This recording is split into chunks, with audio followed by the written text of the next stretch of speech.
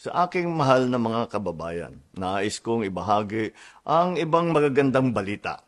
In the second quarter of the year, our economy grew by 6.3% compared to the previous year, one of the highest in ASEAN.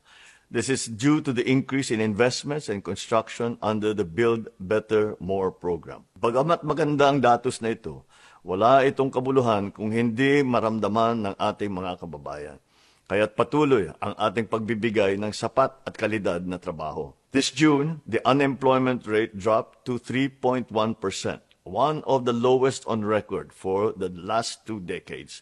Over 50.3 million Filipinos are now employed, with 63.8% of them in the formal sector. Lalong dumadami ang mga kababayan nating may disente at formal na hanap buhay at naging bahagi ng middle class. Ang lahat na ito ay patungo sa layunin nating iangat mula sa kahirapan ang bawat Pilipino.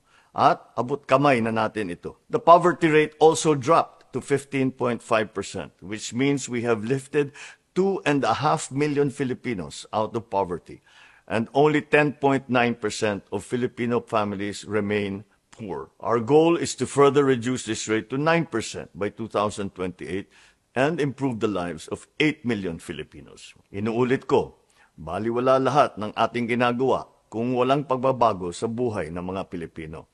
So I assure you, this government will continue to invest in job-generating infrastructure, social protection programs, health, and education for all Filipinos. We will not rest on our laurels, but use them to propel us forward into social and economic transformation.